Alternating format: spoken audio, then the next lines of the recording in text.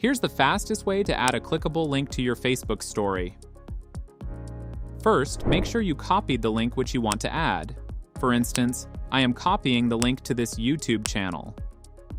Now open the Facebook app on your Android or iPhone. In the top left corner, tap on the Create Story tile. This will take you to the story creation screen. Let's create a simple text background post. Once you're on the editing screen, look at the bottom for the stickers icon and tap on it. This will open the sticker selection page. From the sticker options, look for link and tap on it. Now, paste the link you copied earlier in the URL field. You can also customize the link with sticker text like watch now or subscribe. After adding your link and text, tap on Add in the top right corner. Once everything looks good, tap on Share to post the story. And that's it.